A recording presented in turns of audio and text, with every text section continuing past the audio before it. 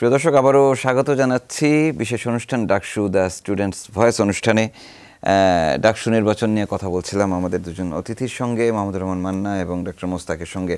দুজনেই ডাকসু নেতা ছিলেন। আমি আসলে জানতে চাই, এই মুহূর্তে যে ঠিক আছে একটি নির্বাচন হয়েছে নানান অভিযোগের মধ্য দিয়ে, বেশিরভাগ ছাত্র সংগঠন তারা বর্জন করেছে, কিন্তু এদিক দিয়ে তো নির্বাচন হয়ে গেছে, ফলাফল গণনা হচ্ছে, ফলাফল দেওয়া হচ্ছে। আমি জানতে চাই যে এতে করে কি ঢাকা বিশ্ববিদ্যালয়ের কোনো ক্ষতি হলো এরকম একটি নির্বাচন হওয়াতে? অবশ্যই ঢাকা বিশ্ববিদ্যালয়, তাহলে সেটি রিপেয়ারের উপায় কি?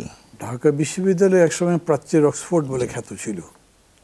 এখন এরকম করে বলে না কেউ, আমরা নিজেরাও বলি না। আমরা নিজেরাই বলি বিশ্ববিদ্যালয় ছিল গবেষণার জায়গা। ঢাকা বিশ্ববিদ্যালয় ওই গবেষণা হয়ই না এখন। ঢাকা বিশ্ববিদ্যালয় মানে অনেকে পড়বার জন্য, আমি যখন ডাকসু ভিপি ছিলাম তখন মালয়েশিয়া থেকে পড়তে আসতো এখানে, এবং দুটো ছেলেকে ইউনিভার্সিটি থেকে বের করতে হচ্ছে, দুটো ছেলেকে ঢাকা মেডিকেল কলেজ থেকে বের করতে হচ্ছে। তারা আমার কাছে ধরেছে, যেমনি পারো আমাদেরকে বলো আমরা দেশে গিয়ে কী করবো। ওই দেশ দেখেন এখন মালয়েশিয়া কোথায়, আমরা কোথায়। তো ইউনিভার্সিটি এই অর্থে সারা দেশের একটা প্রতিবিম্বের মতো তো বটেই যে আমরা কোন লেভেলে আছি। প্রথম কথা হচ্ছে আজকে ডাকসুতে যে ঘটনাটা ঘটলো, এটা আমাদের একটা পুরা জাতির উপরে, ছাত্র সমাজের উপরে একটা বিরাট কলঙ্কের টিকা লাগিয়ে দিল যে এরকম হয় এখানে। ক্ষতিটা কি হবে? এই যে ক্ষতিটা ধরেন 30 তারিখের এই ভোট ডাকাতির কারণে হলো যে আমরা সিটি কর্পোরেশন দেখলাম কেউ ভোট দিতে যায় না, তারপর উপজেলায় দেখলাম কেউ ভোট দিতে যায় না।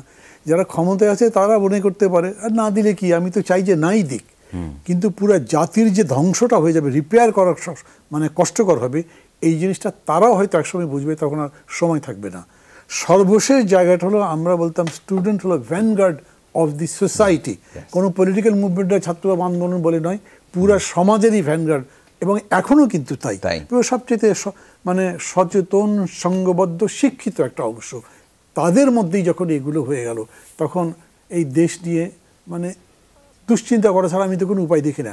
আমি এক কথাই বলবো যে আমি শকড। আমি কিন্তু মনে করেছি যে এটাই হবে। যারা এই মানে পুরো বিষয়ের দায়িত্বে আছেন, ক্ষমতায় আছেন, তাদের আমি 30 ডিসেম্বরের আগে রাত্রে যে কাণ্ড করতে দেখেছি, তার আগে নির্বাচনে যেগুলো দেখেছি, তারাও আগের আরও কাহিনী আছে, 73-এ ডাকসু নির্বাচনের কাহিনী আছে। আমি মনে করেছি এটা হবে, কিন্তু ভেতরে খরর হচ্ছে। কেন হচ্ছে? যে এই ছাত্রগুলো কি এরপরে বেরিয়ে আসবে, তারা শিখছে কি? এই যে কথা মোস্তাক বললো, ধরেন এটা তো একদম বাস্তব সত্য কথা। আপনি লাইনে দাঁড়ানো, তাদেরকে ইন্টারভিউ নিচ্ছে, যে টিভির কথা শুনে বোঝা যাচ্ছে, বলছে আমি ফার্স্ট ইয়ারে পড়ি, আমি তো ভালো ভোট দেখছি, সব কিছু চমৎকার হচ্ছে, মানে শিখে দেওয়া বুলির মতো দুই একটা কথাবার্তা শুনলাম। ওই গণরুমে যারা থাকে তাদেরকে জোর করে নামিয়ে দেওয়া হচ্ছে, এগুলো তো পত্রপত্রিকায় লেখা হয়েছে। তো আমি পুরো এই জেনারেশনকে শেষ করে দিলাম। এটা যদি শেষ হয়, তার মানে আপনার নেশন শেষ হয়ে যাচ্ছে। ফিরে দাঁড়ানো দরকার, ঘুরে দাঁড়ানো দরকার, এবং সেজন্য প্রতিবাদ করতে হবে।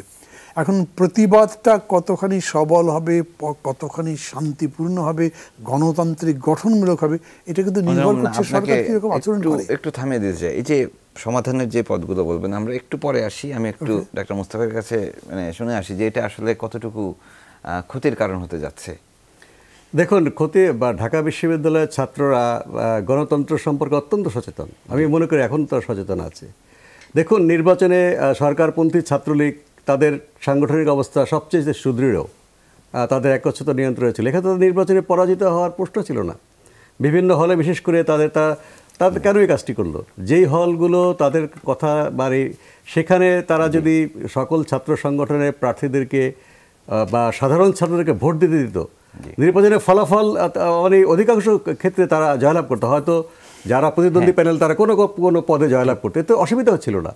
ঠিক জাতীয় নির্বাচনের বিষয়ে আমাদের মূল্যায়ন তাই যে আমরা মনে করি যে 14 দল বা তারা সংখ্যাগরিষ্ঠ আসন পেতেন, কিন্তু 288টি আসন পেতে হবে, রাতের বেলা ব্যালট বাক্স ভরে রাখতে হবে, এবং তাও দলীয় কর্মী নয়, প্রশাসনের একটি অংশ, একটা আসন। সেইটার একটা সংশোধন ডাকসু নির্বাচনে হতে পারত। যে এখানে অবশ্যই আমার ধারণা, এখন আমি বলছি, আগে আমি বলিনি, যে সরকার সমর্থক ছাত্রলীগেরই এখানে অধিকাংশ পদে তারা জয়লাভ করতেন হলে এবং ডাকসুতে। তাহলে আমরা ভেবেছি যে অতীতের যে মানে নিকট অতীতের যে নির্বাচন, জাতীয় সংসদ নির্বাচন, সেখান থেকে একটা মানে সংশোধন করার একটা তাগাদা থাকবে। বিশেষ করে সিইসির বক্তব্যের পরে আমার তাই মনে হয়েছে, সিইসি যখন বলেছে যে রাতের বেলা ব্যালট বাক্স ভরা, কিন্তু আমি খুবই হতাশ এবং আমি খুবই মানে যে এই সুযোগটা কিন্তু আমরা হারলাম। আপনি যে হতাশার কথা বলছেন, সেই হতাশা নিশ্চয়ই আরো অনেকের মনে আছে। এখন বিষয়টা হচ্ছে যে এটা কতটুকু দীর্ঘমেয়াদী ছাপ রেখে যাচ্ছে আমাদের এই প্রজন্মের কাছে। এই যে এই ধরনের নির্বাচন নিয়ে এই ধরনের অভিযোগ ওঠা, এটা আসলে তো আপনাদের সময় কখনো হয়নি, এবং এই দফায় এসে আমরা সবাই আশা করছি যে এই নির্বাচন নিয়ে অন্তত এই ধরনের অভিযোগ হবে না। এবং যতক্ষণ পর্যন্ত আজকে সকালে নির্বাচন শুরু হওয়ার পরেও কিন্তু আমরা মনে হচ্ছিল যে না, হয়তো এভাবে শেষ হয়ে যাবে। আসলে যে ক্ষতিটা, এটি কতটুকু দীর্ঘমেয়াদী ছাপ রেখে যাচ্ছে বলে আপনি মনে করেন?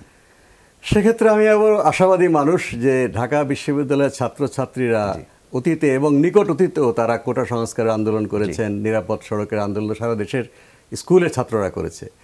এই ধরনের অনিয়ম, এই ধরনের মানে গণতান্ত্রিক অধিকারের উপর হস্তক্ষেপ, ব্যক্তি মর্যাদার উপর হস্তক্ষেপ, আমার মনে হয় ঢাকা বিশ্ববিদ্যালয়ের ছাত্রছাত্রীরা এটা মেনে নেবে না। তাদের আন্দোলনের ধরন এখনকার মতোই হবে, অতীতের মতো নাও হতে পারে, কিন্তু আমার মনে হয় তারা অবশ্যই এইটা থেকে মুক্তি পাওয়ার জন্য তারা পথ বের করবেন এবং তাদের সংঘবদ্ধ প্রতিবাদ আমরা শীঘ্রই দেখতে পাবো। আপনি কি কোনো সমাধানের পথ দিতে পারেন যেটি শুধুমাত্র ছাত্রদের জন্য নয়, আমি বলছি যে শিক্ষকরা যারা এই নির্বাচন সংশ্লিষ্ট তাদের জন্য বা সরকার পক্ষের জন্য? প্রথম কথা হচ্ছে যে অনিয়মগুলো হয়েছে সেগুলোকে আমাদের প্রকাশ করতে হবে। যেটা মান্না ভাই বলেছেন যে কুয়েতপতি হলেরটা হয়তো আমরা ছাত্রী যারা ছিলেন তাদের সচেতনতার জন্য হয়েছে, বা রোকেয়া হলে এখনও খুব পরিষ্কার না, আমার কাছে মনে হয় যে রোকেয়া হলে ওই ধরনের ঘটনা হয়নি বা প্রকাশিত হয়নি। অন্যান্য হলে অভিযোগ হয়েছে, বিশেষ করে ছাত্রদের হলে, সেখানে তো একটা পরিবেশ উন্নত হওয়ার কথা ছিল, সেটা খুব একটা হয়নি। সেখানে এরকম ঘটনা ঘটেছে কিনা, এই যে ভোটের ফলাফল হচ্ছে, যদিও ছাত্রলীগ সরকারি ছাত্রলীগ বাদে সবাই ফলাফলটাকে স্থগিত বা বাতিল করে নতুন নির্বাচনের কথা বলেছেন, কিন্তু এই ফলাফলের প্যাটার্নটাও আমাদের বলে দেবে যে যারা ভোট দিয়েছে, কতজন ভোট দিয়েছে, হলে ছাত্ররা জানবে যে গণরুমের ছাত্র তাদের সংখ্যা কতজন, তারা বাদে বাকিরা কতটুকু ভোট দিতে পেরেছে। কিন্তু ভোট যে গণনা করা হলো সে কতটা ভোট কাস্ট হলো, সৃজনশীল হলে বলেছে যে শতকরা 63%, আপনার এখান থেকে জানতে পারলাম। তাহলে ওখানে যারা ভোট দিয়েছে বা যারা লাইনে দাঁড়িয়েছিল ওরা বলতে পারবে যে আসলে কতজন ভোট দিতে পেরেছে। যদি সেখানে আনুমানিক যে ভোটারের উপস্থিতি তার চেয়ে বেশি ভোট তদন্তের বিষয়, সেটা কি তাহলে কুয়েত মৈত্রী হলের মতো কোনো ঘটনা ঘটলো কিনা? কাজে প্রতিটি হলের ফলাফল আসার পরে একটা পরিস্থিতি মূল্যায়ন করে সেখানে কর্তৃপক্ষকে তো বলতে হবে যে এই প্রমাণ, এই ভোটিংয়ের প্রবণতা, আমরা এত ভোটার তো আমরা যেতে পারিনি, তাই এই ভোটগুলো কোত্থেকে আসবে। বা যদি মাননীয় শিক্ষক মণ্ডলীকে তাদের মর্যাদা বোধ নিয়ে তারা নিশ্চয়ই তারা মুখ খুলবেন এবং তাদেরকে এটা করতে হবে, না হলে কিন্তু বিশ্ববিদ্যালয়ের যে গণতান্ত্রিক ঐতিহ্য চেতনা, আমাদের যে মান্না ভাই বলেছেন যে গোটা জাতির একটা আশা ভরসার জায়গা, যে ছাত্ররা তাদের নির্ভয়ে ন্যায্য কথাটাই তারা বলে, শিক্ষকরা হচ্ছে তাদের প্রেরণা। সেই শিক্ষকরা 111-এর সময় যখন ডাকসু ছিল না, তখন শিক্ষক সমিতি কিন্তু সেই ভূমিকা পালন করেছে, ছাত্রদের আন্দোলনকে তারা মানে তাদের স্নেহ মমতা দিয়ে তারা আগলে রেখেছে। তাই শিক্ষক মণ্ডলীকেও এগিয়ে আসতে হবে এই অনিয়মের বিরুদ্ধে বিশ্ববিদ্যালয়ের মর্যাদা রক্ষার স্বার্থে। ধন্যবাদ মাহমুদুর রহমান মান্না, আপনার কাছে শেষে এসে জানতে চাই, আপনি যেটি বলছিলেন যেটি হচ্ছে যে কি করা উচিত আসলে এই সময়, আর পরামর্শগুলো যদি থাকে। প্রথম কথা হলো, আমি সরকারের জন্য কোনো পরামর্শ দিচ্ছি না। আমি বর্তমান বিশ্ববিদ্যালয় প্রশাসন এবং হল প্রশাসনের জন্য কোনো পরামর্শ দিচ্ছি না, কারণ এরা এই সমস্ত ব্যাপারের জন্য দায়ী। তারা খুব ইচ্ছাকৃতভাবে এগুলো করেছেন। আমি মনে করি তারা নিজেরা পরিশুদ্ধ হলে ভালো, আর পরিশুদ্ধ যদি না হয় তাহলে আন্দোলন করতে হবে। আন্দোলনটা কি, এইটা খুব জরুরি বিষয়। সেটা হচ্ছে এটা একটা মূল্যবোধের লড়াই। আমি আমার সম্মান আমার কাছে রাখতে চাই, আপনি আমাকে অসম্মান করতে পারবেন না। গণতন্ত্র এটা বলে না। সেই কারণে আমার ভোটের অধিকার কেড়ে নিতে পারি না, ভোটের অধিকার দিতে হবে। এখন এই হিসেবে যে কটা ছাত্র সংগঠন প্রতিবাদ করেছে, আমি মনে করি আমি তাদের সাথে আছি। কেন এরকম করে বললাম, আমি তাদের সাথে গিয়ে মিছিল করবো না, মিটিং করবো না, কিন্তু এই মূল্যবোধটা যদি ধরতে না পারি, পুরা সমাজের লোকজন যদি এই মূল্যবোধের পক্ষে না দাঁড়ায়, তাহলে শুধুই যে তারা পারবে আমি কিন্তু সেটা মনে করছি না, কিন্তু এইটা তাদের পক্ষে সম্ভব। যেমন তাদের যে কর্মসূচি তারা দিয়েছে, আগামীকাল ছাত্র ধর্মঘট, আমি মনে করছি আজকে এখানে থেকে যে কালকের ছাত্র ধর্মঘটটা একেবারে নিরঙ্কুশভাবে পালিত হবে। হ্যাঁ, এর মধ্যে ছাত্রলীগ হয়তো দেখাবে কত স্কুল করতে চাইবে। আর যেরকম আমি দেখলাম বিশ্ববিদ্যালয়ের উপাচার্য মহোদয়, উনি সবার আগে একবার এসে বললাম না, একটা দুটা বিচ্ছিন্ন ঘটনা, খুবই সুষ্ঠু হয়েছে নির্বাচন। এটা এতই দায়িত্বজ্ঞানহীন একটু উক্তি, উনি কোনো খোঁজই নিলেন না, জানবার চেষ্টা করলেন না, অন্তত হল প্রভোস্টগুলোকে, হলের অ্যাডমিনিস্ট্রেশনে এটাকে বললেন না, যা কেন অভিযোগগুলো হচ্ছে, কী কী হচ্ছে আমাকে একটু জানো, কিছুই না করে যে বললেন। এটা মানে সিইসি যেরকম 30 তারিখের বারে বলে সব সুষ্ঠু হয়েছে, উনি সিইসির জায়গায় ভিসি, এরকম আমি কতগুলো কী বলে আপনার এই যে ফেসবুকে সব পোস্টিংও দেখলাম, পড়ে মানে কি বলবো, হাসি পেলেও কষ্ট লাগলো। ইউনিভার্সিটি ভিসিদেরকে আমরা এরকম দেখতে চাই না। আমার মনে হচ্ছে, জানেন, আমি একটু ছোট্ট করে বলে নিই, 1 মিনিট সময় বেশি লাগবে। ডাকসুতে জেতার পরে আমাদেরকে নিয়ে ঢাকা বিশ্ববিদ্যালয়ের ভিসি তৎকালীন রাষ্ট্রপতির সঙ্গে দেখা করতে গেছিলেন। উনি চেয়েছিলেন আমাদের সঙ্গে দেখা করবেন। তো কথা বলবার সময় প্রেসিডেন্ট সাহেব একবার তার পিঠে চাপড়েন ভাইস চ্যান্সেলর ফজলুল আলম চৌধুরীর সঙ্গে, উনি সাথে সাথে ঘাটটা সরিয়ে নিলেন, একদম বডি ল্যাঙ্গুয়েজটা ক্লিয়ার যে আই ডোন্ট লাইক দিস। ওই গার্ডস থাকতে হবে। ইউনিভার্সিটি ভিসি ইজ, আমি মনে করি তো আমার কাছে is above president, above prime minister. VC তো ইউনিভার্সিটি ভিসি, তো ওই লেভেলটাই নাই। ইভেন মতিন চৌধুরী, যিনি একদম সম্পূর্ণভাবে আপনার কী বলে সরকারি দলের সঙ্গে তখন যুক্ত ছিলেন, র্যাক ডেতে গিয়ে খেলাধুলা করেছেন, তাছাড়া রং মেখেছেন, তারপরে কিন্তু ওই রেসপেক্টের জায়গাগুলো ছিলেন। ফজলুল আলম চৌধুরী তোকে আমি খুব সম্মান করি। এই জন্য আমি বলছি যে এরা যে কর্মসূচিগুলো দিয়েছে তাদের কথাটা শোনা হোক, বিশ্ববিদ্যালয়ের প্রশাসন শোনবার চেষ্টা করুক, আর যদি না শোনার চেষ্টা করে তাহলে আমি আশা করবো যে একদম সম্মিলিতভাবে প্রতিরোধ করতে হবে, যাতে তারা শুনতে বাধ্য হয়। এই হলো কথা। অনেক ধন্যবাদ মাহমুদুর রহমান মান্না, অনেক ধন্যবাদ ডাক্তার মোস্তাক।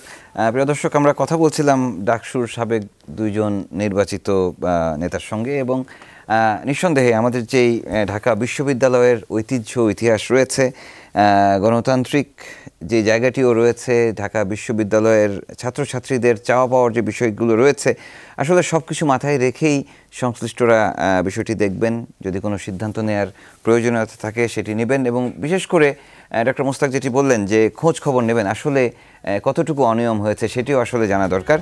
সব কিছু মিলে একটি সুষ্ঠু সমাধানের দিকে আমরা যাব, সেটি আশা রেখে আজকের এই অনুষ্ঠানটি শেষ করছি। আপনারা সবাই ভালো থাকুন, সুস্থ থাকুন।